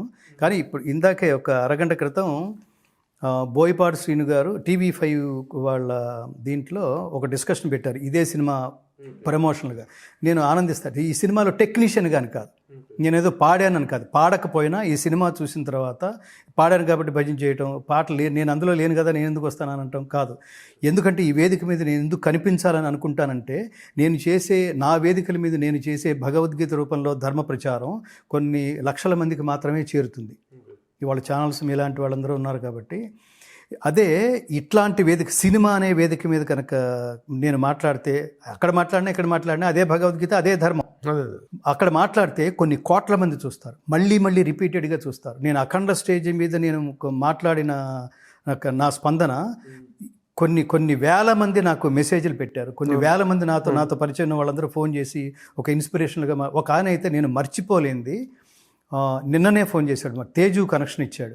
ఒక ఆయన నీతో చాలా ఆర్తిగా ఉన్నాడు నాన్న, మాట్లాడాలనుకుంటున్నారు అంటే ఇవ్వండి అని. ఆయన పేరు ఏదో సంథింగ్, ఏదో చక్రవర్తి సంథింగ్. ఆయన ఫోన్ చేస్తే ఒక మాట అన్నాడు, గురువుగారు నేను క్యాన్సర్ పేషెంట్ని, నేను ఆత్మహత్య చేసుకోవాలనుకున్నాను, క్యాన్సర్తోనే చచ్చిపోయాడు అని నేను ఈ స్ట్రగుల్ నేను భరించలేక, ఈ పేరు నేను తెచ్చుకోవడం ఇష్టం లేక ఆత్మహత్య చేసుకుని చచ్చిపోయాడు అన్నా కూడా నాకు ఎందుకో బాగుంది అనిపించి నేను ఆత్మహత్య చేసుకోవడానికి సిద్ధపడ్డాను గురువుగారు. అఖండ స్టేజ్ మీద మీరు మాట్లాడిన మాటలు, ఆ తర్వాత కంటిన్యూస్గా మీ వీడియోస్ అన్నీ చూశాను, ఎవరు ఈయనని వీడియోస్ అన్నీ చూశాను. నేను ఇప్పుడు ఆత్మహత్య నుంచి విరమించుకున్నాను గురువుగారు. నేను before I leave this earth I have to do something for the nation, for the society, for my sake also. నేను చచ్చిపోయిన తర్వాత ఊరికే పోకూడదు. బతికున్న కాలంలో నేను ఏదో ఒకటి సాధించి చచ్చిపోతే, నేను చచ్చిపోయిన తర్వాత కూడా జనాలు వీడు దీనికోసమే పుట్టాడు అని మీరన్నట్టుగా జనాలు నా గురించి మాట్లాడతారు. చాలా కృతజ్ఞతలు గురువుగారు. I want to give you some donation also. ముందు అసలు మీరు సంపూర్ణ ఆరోగ్యవంతుడై మీరు బయటికి రండి, మన ఫౌండేషన్ ఆఫీసులో మనం కలుసుకుందాం అంటే నాకు ఇప్పుడు పూర్తిగా క్యూర్ అయ్యే దశలో ఉంది గురువుగారు. మీరు చెప్పినట్టుగా నేను భగవద్గీత నమ్ముకున్నాను, నేను రోజు భగవద్గీత చదువుతున్నాను. ఇప్పుడు దైవమే నాకు శరణ్యం. ఈ ప్రభావం డెఫినెట్గా ఉంటుంది. సో ఈ ప్రమోషన్లో భాగంగానే ఇప్పుడు మన ఇద్దరికి ఎంత పరిచయం ఉన్నా, ఇప్పుడు సినిమా అయితే జనరల్ సినిమాలు అయితే మీరు నన్ను అడిగి ఉండేవాళ్ళు కాదు. ఇప్పుడు దీనికి ఇవాళ యాక్చువల్గా 4-5 కార్యక్రమాలు పెట్టుకున్నాను నేను. ఇప్పుడు ఇవాళ నేను 4 గంటలకి కలుస్తాను అనగానే నేను వెంటనే నో అని చెప్పలేదు కదా మీకు. ఆ ఇంట్రెస్ట్ అట్లా ఎవరు పిలిచినా దీనికి సంబంధించి ఇంకో 4-5 ఛానల్స్ వాళ్ళు కూడా అడిగారు. నేను ఖచ్చితంగా ఈ భగవద్గీత ద్వారా, ఎందుకంటే ఇది నా సబ్జెక్ట్ భగవద్గీత అని కాదు, అఖండ సినిమా కూడా నా సినిమానే, నా సబ్జెక్ట్ సినిమానే. అక్కడి నుంచే ప్రారంభమైంది. నేను ఆ కీలకమైన సన్నివేశంలో ఉన్నానని నేను చాలా ఆనందపడతాను. సో భారతదేశాన్ని కొట్టాలంటే అసలు ఆ సినిమాలో చాలా గొప్ప డైలాగ్ ఉంది. భారతదేశాన్ని కొట్టాలంటే మూలకు వెళ్ళి ఆ మూలకు వెళ్ళి ఈ మూలకు వెళ్ళి కొట్టడం కాదు, మూలాల్లోకి వెళ్ళి కొట్టాలి అన్నాడండి. అది దీన్ని కొంత పరిశోధించిన తర్వాత నేను తయారు చేసుకున్న డైలాగ్ గురువు గారు అని బోయపాటి శ్రీని చెప్తుంటే, ఏం డైలాగ్ అది, అక్కడ బాంబులేసి ఇక్కడ బాంబులేసి కాదు, రూట్కి వెళ్ళి కొట్టేయాలి, ఆ రూటే వీళ్ళు నమ్మే దైవం భగవద్గీత. ఈ సినిమాలో నేను చూసిన ఇంకొక అత్యద్భుతమైన సీన్ ఏంటంటే, ఇప్పుడు ఫిజికల్గా బాలకృష్ణ గారిని చూపించినప్పుడు ఆయన యాక్టింగ్ చూసి మనం చప్పట్లు కొట్టి ఆ క్యారెక్టర్లోకి వెళ్ళిపోయి ఎమోషన్ అయిపోయి మనం చప్పట్లు కొట్టడం వేరు, అభినందించడం వేరు. ఈ సినిమాలో ఒక క్లోజ్ షాట్ ఉంది ప్రభు గారు, అది మూలాలకు వెళ్ళి కొట్టాలి, వీళ్ళు నమ్మే హీరో, వీళ్ళు నమ్మే దైవం కృష్ణుడు రా అన్నప్పుడు భగవద్గీత పుస్తకంలోకి వెళ్ళి భగవద్గీత మీద ఉన్న కృష్ణుడి మీద షాట్ వేస్తారండి. అక్కడ జనాలు అరిచారండి. కృష్ణుడి మీద షాట్ వేస్తే జస్ట్ బొమ్మ, నిజంగా బొమ్మ అది. ఎంత అసలు ఈ దేశం అంటేనే కృష్ణుడు అండి. ఆయన కృష్ణం వందే జగద్గురుం, యూనివర్సల్ టీచర్. ఆయన చెప్పిన మాటలే ఇవాళకి ప్రపంచంలో ఎక్స్పైరీ డేట్లైన. ఈ సందర్భంగా మా గురువు గారిని తలుచుకుంటాను, నారాయణ రెడ్డి గారిని. మీరు అసలు ఎక్కువ చెప్పకుండా, మీరు బోళంత కవిత్వం రాసేయకుండా 4 వాక్యాల్లో ఈ దేశం గొప్పతనం గురించి చెప్పండి. ఒక 10 చరణాల పాట మాకు ఇచ్చి మమ్మల్ని స్ట్రెయిన్ చేయకుండా 4 వాక్యాల్లో ఈ దేశం గురించి చెప్పండి అంటే నారాయణ రెడ్డి గారు అన్నారు, నా దేశం భగవద్గీత, నా దేశం అగ్ని పునీత సీత, నా దేశం కరుణాంతరంగ, నా దేశం సంస్కార గంగ. ఇది భారతదేశం. అట్లాగే ఈ సందర్భంగా ఈ ఇంటర్వ్యూని కంక్లూడ్ చేస్తూ, మ్యాక్స్ ముల్లర్ అణుపరీక్ష జరిగినప్పుడు ఆ విస్ఫోటనాన్ని ఇదిని చూసి చాలా గొప్పగా చెప్పాడని మీరు ఆ సందర్భం దాని తాలూకు చెప్పరా ఒకసారి? చెప్తాను. అతను మ్యాక్స్ ముల్లర్ కాదు, sorry, open hammer, Robert open hammer. ఈ స్టోరీ, ఈ చరిత్ర అందరూ తెలుసుకోవాలి. ఈ దేశం గొప్పతనం గురించి తెలుసుకోవడానికి ఈ దేశంలో ఉన్న వాళ్ళు చెప్తే పెరటి చెట్టు వైద్యానికి పనికిరాదన్నట్టు, ఈ దేశంలో పుట్టాడు కాబట్టి వివేకానంద్ అంటున్నాడు రా, ఈ దేశంలో పుట్టాడు కాబట్టి రామకృష్ణ పరమహంస గొప్పవాడు అంటున్నారు రా. కాదు, ఈ దేశం గొప్పది అన్నవాళ్ళు Edwin Arnold, Max Muller, Oppenheimer, Warren Hastings, Einstein, Aldous Huxley, David Frawley. వీళ్ళన్నారు భగవద్గీత లేకపోతే ప్రపంచ వాంగ్మయం పరిపూర్ణమైనట్టు కాదు. మా ఇన్స్పిరేషన్స్ అన్నీ భగవద్గీతే. అంటే ఎలా భగవద్గీత అంటే వాళ్ళు అన్నారు, మీకు తెలియక 60-70 సంవత్సరాల క్రితం పుట్టిన ఒక ప్రావెర్బ్ని మీరు చాలా గొప్పదని భావించి మీ పిల్లలకి నేర్పిస్తున్నారు. మహా అయితే 100 సంవత్సరాలు అయి ఉంటుంది. ఆ ప్రావెర్బ్ ఏంటో తెలుసా? నాలెడ్జ్ ఈజ్ పవర్, జ్ఞానం శక్తివంతమైంది అని మీరు చెప్పుకుంటున్నారు. మేమన్నట్టుగా మాకు ఇన్స్పిరేషన్ ఏమిటి తెలుసా? మీ భగవద్గీత. ఎప్పటిది? 5126 సంవత్సరాల క్రితం ఉన్న భగవద్గీతలో నహి జ్ఞానేన సదృశం పవిత్రమిహ విద్యతే తత్స్వయం యోగ సంసిద్ధ కాలేనాత్మని విందతి. జ్ఞానంతో సమానమైనది, పవిత్రమైనది ఇంకొకటి లేదు. కావున అర్జున, నీవు జ్ఞానివి కమ్ము అన్నాడు. అట్లా ఇలా చెప్పిన ఈ మహాత్ముల్లో ఒక వ్యక్తి రాబర్ట్ ఓపెన్ హ్యామర్ అణుబాంబు పరీక్షకి పంపబడిన ఎంపిక కాబడిన 5 శాస్త్రవేత్తల బృందానికి అతను అధ్యక్షుడు. అతని బ్యాక్గ్రౌండ్ ఏంటంటే వీళ్ళ ఆరిజిన్ జర్మనీయులు. వీళ్ళు జర్మనీలో పుట్టారు. వీళ్ళ పేరెంట్స్ పుట్టిన కొంతకాలం తర్వాత వీళ్ళు అమెరికాలో న్యూయార్క్కి వచ్చి స్థిరపడ్డారు. న్యూయార్క్కి వచ్చి స్థిరపడ్డ కొంతకాలానికి ఓపెన్ హ్యామర్ పుట్టాడు. ఓపెన్ హ్యామర్ పుట్టిన 22-23 సంవత్సరాలకి ఇతను తల్లిదండ్రుల వైపుకి తిరిగి, నాన్న నాకు భారతదేశం వెళ్ళాలనుంది అన్నాడు. ఎందుకు అని అడిగారు పేరెంట్స్. అక్కడికి వెళ్ళి సంస్కృతం భగవద్గీత స్టడీ చేయాలనుంది నాన్న. వాట్ ఈజ్ భగవద్గీత అని అడిగారు పేరెంట్స్. వాళ్ళకి తెలియదు. ఇతను అన్నాడు, నా రీసెర్చ్లో తేలింది ఏంటంటే, నాలెడ్జ్ విషయంలో రీసెర్చ్లో తేలింది ఏంటంటే, ఏది తెలుసుకుంటే ఇంకొకటి తెలుసుకునే అవసరం ఉండదో ఆ నాలెడ్జ్ పేరు భగవద్గీత. ఏది తెలుసుకుంటే అన్నీ తెలుసుకున్నట్టు అవుతుందో, జీవితానికి సంబంధించి లౌకికమైనవి కాదు, what is the purpose of our life, అది తెలుసుకోవాలంటే ఒక్క Bhagavad Gita. How to discharge your duties in a greatest way తెలుసుకోవాలనుకుంటే ఆ టెక్స్ట్ ఒక్క భారతదేశంలోనే దొరుకుతుంది. That powerful book is Bhagavad Gita అన్నాడు. ఇప్పుడు ఏం చేద్దామంటావు అన్నాడు పేరెంట్స్. ఇండియా వెళ్దామని. నువ్వేంట్రా నా పర్మిషన్ అడుగుతున్నావా, ఇన్ఫర్మేషన్ ఇస్తున్నావా అని అడిగారు. అంటే నేను వెళ్ళాలనుకుంటున్నాను. All the best. నువ్వు ఎప్పుడు ఏదనుకున్నా నువ్వు ఆలోచించి మాట్లాడతావురా. We really like that, we bless you, please go ahead. అతను భారతదేశం వచ్చాడు, రీసెర్చ్ చేశాడు, భగవద్గీత నేర్చుకుంటూ సైమల్టేనియస్గా సంస్కృతం కూడా స్టడీ చేశాడు. భగవద్గీత గురించి తెలుసుకోవాలనుకుంటే ఆ సంస్కృతం కూడా తెలుసుకోవాలి. ఆ శబ్దాలకు అర్థం తెలియాలంటే ఆ శబ్దం కూడా మనం ఉచ్చరించగలిగేట్టు ఉండాలి. జస్ట్ బట్టి పట్టేయటం కాదు. ఇవాళ చేస్తుంది అది. చాలామంది జనాలు లక్షల మంది ఈవెంట్లు చేసేస్తున్నారు. సంపూర్ణ భగవద్గీత పారాయణం 700 శ్లోకాలు మా అబ్బాయికి వచ్చు. భగవద్గీత శ్లోకం ఏం చెప్తుందో తెలుసా వాడికి అంటే బుర్రగొక్కుంటున్నారు. శ్లోకం బట్టి పట్టడం ఏమిట్రా? నాలెడ్జ్ ఈజ్ పవర్ అన్నావు. నాలెడ్జ్ ఈజ్ పవర్ అంటే అర్థం ఏంటో నీకు తెలియకపోతే అందులో ఉన్న పవర్ ఏం తెలుస్తుంది నీకు? సో నేను ఏమంటానంటే, ఇంగ్లీష్లో మీనింగ్ ఇవ్వగలం కానీ ఫీలింగ్ ఇవ్వలేము. ఆ ఫీలింగ్ తెలియాలంటే ఒకసారి సంస్కృతం చదవండి, అర్థం తెలుసుకోండి. ఎందుకు చెప్పాడో కృష్ణుడు. నయోత్సే, నేను యుద్ధం చేయను అన్నాడు అర్జునుడు. యుద్ధం చేయను అన్నవాడికి భగవద్గీత అనే ప్రీచ్ స్టార్ట్ చేస్తే చివర్లో నష్టో మోహ స్మృతిర్లబ్ధా త్వత్ప్రసాదాన్మయాచ్యుత స్థితోస్మి గత సందేహ కరిష్యే వచనం తవా. పరమాత్మ, నీ ప్రీచ్ విన్న తర్వాత నాలో ఒక మూడు కొత్త క్వాలిఫికేషన్స్ వచ్చినాయి. అదేమిటంటే, నష్టో మోహ, మోహం అంటే అజ్ఞానం, నాలో ఉన్న అజ్ఞానం తొలగిపోయింది. రెండవది, నాకు సుజ్ఞానం లభించింది. ఏది లోపలికి వెళ్ళటం వల్ల అసలు లైఫ్ అంతా పవిత్రమైపోయి మొత్తం క్లియర్ అయిపోయి అసలు రూట్ క్లియర్ అయిపోయి లక్ష్యం పర్ఫెక్ట్గా కనిపిస్తుందో ఆ జ్ఞానం నాకు లభించింది. మూడోది, త్వత్ప్రసాదాన్మయ స్థితోస్మి గత సందేహ, నాకు జీవితానికి సంబంధించిన డౌట్స్ అన్నీ పోయినాయి. భగవద్గీత ఎవరికి చదివినా ఈ మూడు, అజ్ఞానం పోతుంది, జ్ఞానం వస్తుంది, డౌట్స్ ఏమన్నా ఉంటే పోతాయి. ఏ డౌట్స్ ఉన్నా జీవితానికి సంబంధించి. ఇవన్నీ అతను ఉదాహరణగా చెప్తూ దీని లోతులు తెలుసుకోవడానికి భారతదేశం వెళుతున్నానని చెప్పి భారతదేశం వచ్చి ఇదంతా స్టడీ చేసి అమెరికా వచ్చాడు. అమెరికా వచ్చిన కొంతకాలం తర్వాత he has appointed as the chairman for అణుబాంబు టెస్ట్, న్యూక్లియర్ టెస్ట్. అది ఎక్కడ జరిగిందంటే, ఎప్పుడు జరిగిందంటే 1945 జూలై 16వ తేదీన అమెరికాలో న్యూ మెక్సికో అనే ప్రాంతంలో ఆల్మగార్డో అనే ఎడారిలో జరిగింది. ఈ 5 శాస్త్రవేత్తల బృందం వెళ్ళి అరేంజ్మెంట్స్ అన్నీ అయినాయి.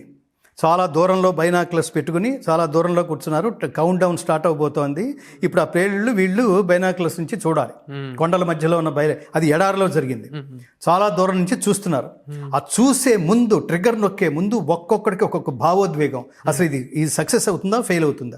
సక్సెస్ అయితే ఓకే, మనిషి ఎక్కడికైనా వెళ్ళిపోగలరు. అది మామూలు టెస్ట్ కాదు అది. సక్సెస్ కాకపోతే మళ్ళీ బిగినింగ్ నుంచి స్టార్ట్ అవ్వాలి. కానీ భగవద్గీత మనకి చెప్పింది డిసప్పాయింట్ అవ్వద్దు. భగవద్గీత మనకి ఏమని చెప్తుందంటే, నువ్వు తపస్సు చేస్తే భగవంతుడు ప్రత్యక్షం కాలేదు అంటే దాని అర్థం నేను 10 years నుంచి చేస్తున్నాను రా, దేవుడు ప్రత్యక్షం కాల, దేవుడు లేడురా అని వచ్చి స్టేట్మెంట్ ఇవ్వద్దు. వాడికి ఏదో క్యాస్ట్ ఫీలింగ్ ఉందిరా, వాడికి ఏదో క్యాస్ట్ ఫీలింగ్ ఉంది అందుకే నాకు ప్రత్యక్షం కాలేదు, ఇది కాదు అర్థం. తపస్సు చేస్తే దేవుడు ప్రత్యక్షం కాలేదంటే అర్థం ఏమిటంటే, దేవుడు ప్రత్యక్షమయ్యేంత ఇంటెన్సిటీతో నువ్వు తపస్సు చేయలేదని అర్థం. Increase your intensity. చదువులో అయినా ఏ విషయంలో అయినా చెప్పు త్వరగా. కౌంట్ డౌన్ స్టార్ట్ అయిపోతుంది. ఒక్కొక్కళ్ళు ఒక్కొక్క భావోద్వేగం, చాలా టెన్స్గా ఉన్నారు. కౌంట్ డౌన్ స్టార్ట్ అయిపోతుంది. 5, 4, 3, 2, 1 స్టార్ట్. ఒక్కసారి ప్రభు గారు సక్సెస్ అవ్వడానికి ప్రతిబింబంగా, ప్రతీకగా అక్కడ జరిగిన ఆ బాంబు పేలుడికి, వినిపించిన శబ్దానికి, కనిపించిన విస్ఫోటనానికి వీళ్ళు ఒక్కొక్కళ్ళు ఒక్కొక్క రకమైన ఎక్స్ప్రెషన్స్ ఇచ్చారు ప్రభు గారు. అసలు ఆ ఎమోషన్ కంట్రోల్ చేసుకోలేక ఒకడు గాల్లో ఎగురుతూ ఏడ్చేస్తున్నాడు, వాడు గాల్లో ఎగురుతూ అసలు సంబంధం లేని భాష ఓ ఓ ఓ ఓ అని అరుస్తున్నాడు ఒకడు.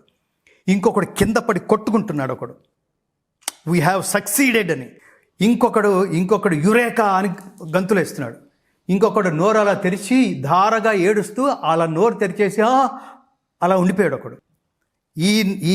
ఈ ఐదుగురిలో ఓపెన్ హ్యామర్ మాత్రం దివిసూర్య సహస్రస్య భవేద్ యుగపదుద్ధిత యది భా సదృశీ సా స్యాత్ భాసస్థస్య మహాత్మనః మహాత్మనః మహాత్మనః అంటున్నాడు. ఈ ఎక్స్ప్రెషన్ చూసి మిగతా రకరకాల ఎక్స్ప్రెషన్స్ ఇచ్చిన వాళ్ళందరూ సైలెంట్ అయిపోయి వీడేమిట్రా డిఫరెంట్ సౌండ్ ఇస్తున్నాడు వీడు,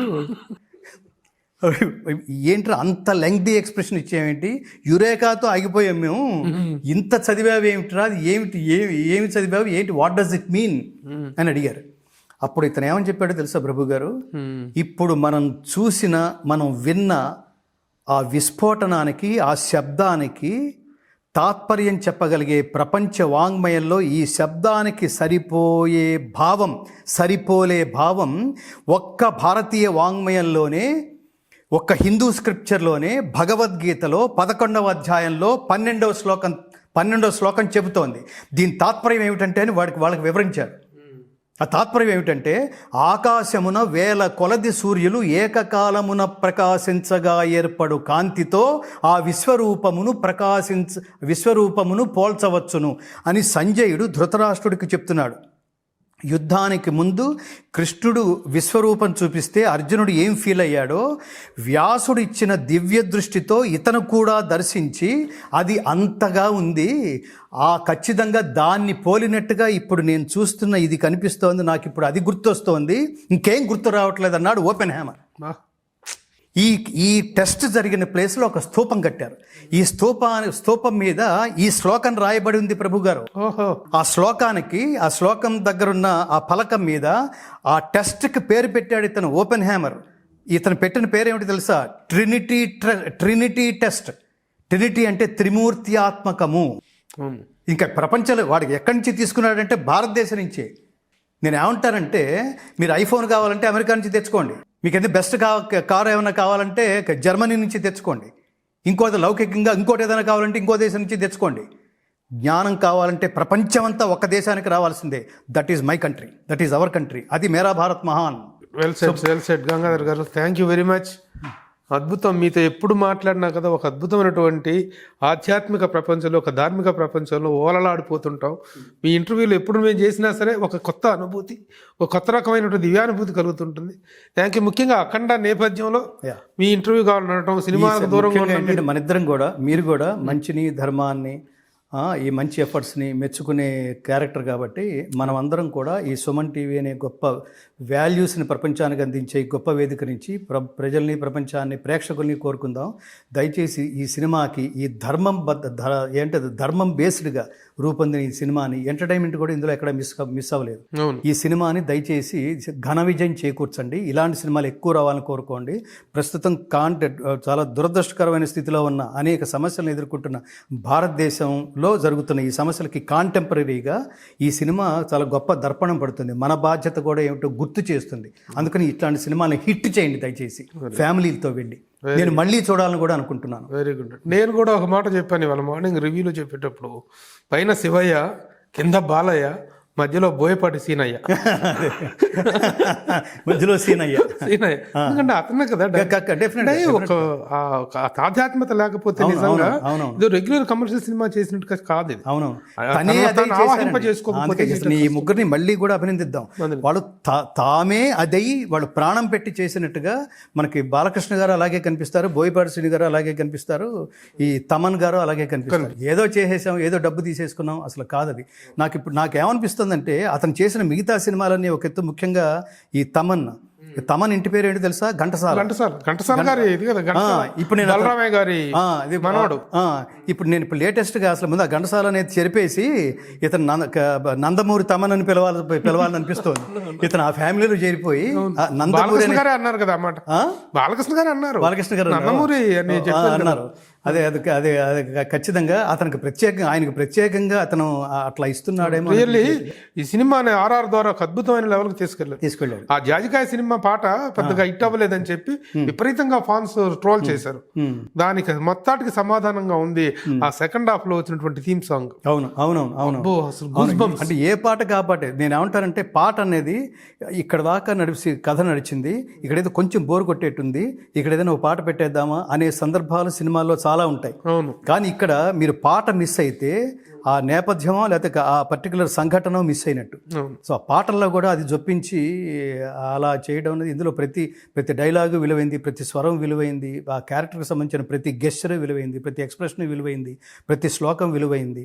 ఆయన శివుడి గురించి, బాలకృష్ణ గారు శివుడి గురించి చెప్తుంటే, మహావీర హంవీర హేమాద్రి ధీర ధరాజాత సౌమిత్రి సంవేశితాత్మ మహాత్మా హనుమా అంటున్నప్పుడు అసలు ఆ వెనకాల రివర్బ్, అతను మామూలు వాడు కాదండి. అతను గొంతులో డైలాగ్ పేలినంతగా, పండినంతగా నేను ఇంకెక్కడ చూడలేదు. ఆయన ఎప్పుడూ ఆరోగ్యంగా, బాలకృష్ణ గారు ఇలాంటి సినిమాల ద్వారా మనం ఈ సందర్భంగా పవన్ కళ్యాణ్ గారిని కూడా గుర్తు చేసుకుందాం. కారణం ఏంటంటే, ఈయన కూడా తెలుగుదేశం ప్రభుత్వంలో, ఇప్పుడు ఈ కూటమి ప్రభుత్వంలో ఆయన కూడా బాలకృష్ణ గారు కీలకమైన పాత్ర ఉంది, పవన్ కళ్యాణ్ గారు. వీళ్ళు సనాతన ధర్మం అన్నారు, సనాతన ధర్మాన్ని ఆయన అన్నారు, ఈయన ఈ సినిమా ద్వారా కూడా చూపించారు. వీళ్ళ ద్వారా మన తెలుగు రాష్ట్రాల్లో ముఖ్యంగా సనాతన ధర్మ ప్రచారానికి వీళ్ళు కంకణబద్ధులై, సినిమాకే పరిమితం కాకుండా, పవన్ కళ్యాణ్ గారు ఒక వేదిక మీద ఉపన్యాసానికి అది పరిమితం కాకుండా, సనాతన ధర్మ పరిరక్షణ నిమగ్నులై, ధర్మ కంకణబద్ధులై ఎంతోమందిని ఇన్వాల్వ్ చేసుకుంటూ దీన్ని కాపాడే ప్రయత్నం చేయండి. నా ఆవేదన ఏంటంటే, మనం ఆరాధించే దైవాన్ని ఇవాళ ఆరాధించాం, రేపు పొద్దున చూస్తే ఆ గుడిని యథేచ్ఛగా కూలగొడుతున్నారు ప్రభు గారు. గుళ్ళో విగ్రహాల్ని కూలగొడుతున్నారు. వీళ్ళని ప్రభుత్వాలేమో ఆ కూలగొట్టిన వాళ్ళని వాళ్ళు ఏమంటారు, మసిపూసి మారేడికాయ చేసి వాళ్ళని కాపాడే ప్రయత్నంలో, వాడికి ఏదో మతి భ్రమించింది, ఏదో కొంతమంది మతి లేని వాళ్ళు, పిచ్చివాళ్ళు చేస్తున్నారనే ప్రయత్నంలో వాళ్ళ మీద ఏమీ కేసులు లేకుండా, ఇంతకు ముందున్న ప్రభుత్వం కానీ వేరే దేశాల్లో, వేరే మతాల్లో, వేరే కంట్రీస్లో ఎక్కడన్నా ఇట్లా జరిగి వాడు ఎక్కడ తప్పించుకోగలడండి? కృష్ణుడు పుట్టిన భారతదేశంలో, రాముడు పుట్టిన నేను ఇంకోటి కూడా చెప్తాను, రాముడు పుట్టిన భారతదేశంలో ఆయన పుట్టింది ఇక్కడే అని తెలిసి కూడా ఆ ప్లేస్లో గుడి కట్టడానికి 500 ఏళ్ళు పడుతుందా? హిందువులు అంత బలహీనంగా ఉన్నారా? రామ జన్మభూమి ఇష్యూ ఇప్పుడా క్లియర్ అయ్యేది? ఇప్పుడు క్లియర్ అయింది, ఎప్పుడు అవ్వాలి కదా, ఎందుకు అవ్వలేదు? ఇంత బలహీనంగా ఉన్నారా హిందువులు భారతదేశంలో? నా దేశంలో హిందువులు, నా దేశంలో స్వామీజీలు. నేను దీని ఏమిటంటే, నేను రెచ్చగొట్టడం కోసం మాట్లాడట్లేదు, జాగృతం చేయడం కోసం మాట్లాడుతున్నా. క్లైబ్యం మాస్మగమః పార్థ నైతత్వయుపపద్యతే క్షుద్రం హృదయ దౌర్బల్యం త్యక్త్వోత్తిష్ఠ పరంతప. త్యక్త్వా వదిలిపెట్టు, ఉత్తిష్ఠ లే, పరంతప శత్రువులను తప్పింపజేయు ఓ అర్జునుడా అన్నాడు కృష్ణుడు. అర్జునుడితో మాట్లాడిన మొదటి మాట త్యక్త్వా, వదిలిపెట్టు అన్నాడు. ఏం వదిలిపెట్టంటే, క్షుద్రం హృదయ దౌర్బల్యం, నీచమైన ఈ మనోదౌర్బల్యమును వీడు అన్నాడు. ఏమిటా మనోదౌర్బల్యం అంటే, ఇది నాది కాదులే, మనకెందుకులే దరిద్రం, మీరు లోపలికి రండి అని పెళ్ళాలు తలుపేసేయటం, ఆ గొడవల్లో మీరెందుకు అని. అప్పుడు హిందూ ధర్మం ఎలా బతుకుతుంది? హిందువుల చేత ప్రచారం చేయబడిన ధర్మం, హిందువుల కొరకు బోధించబడిన ధర్మం కాదు ఇది. అందుకని ఈ ఆవేశం చాలా దూరం వెళ్తుంది. ఇక్కడ ఆనకట్ట. Thank you very much. మరొక సందర్భంలో కలుద్దాం తప్పకుండా. చాలా కృతజ్ఞతలు. మీతో కూడా చాలా ఇన్స్పైర్. కారణం ఏంటంటే, మన మైత్రీ బంధం చాలా చాలా గొప్పది. అందుకని ఇక్కడ కూర్చున్నప్పుడు ఒక అద్దం ముందు నేను నిలబడ్డట్టే ఉంటుంది. అందుకని ఈ ఆవిష్కరణ ఇలా ఉంటుంది. Thank you. నమస్తే. జై శ్రీకృష్ణ.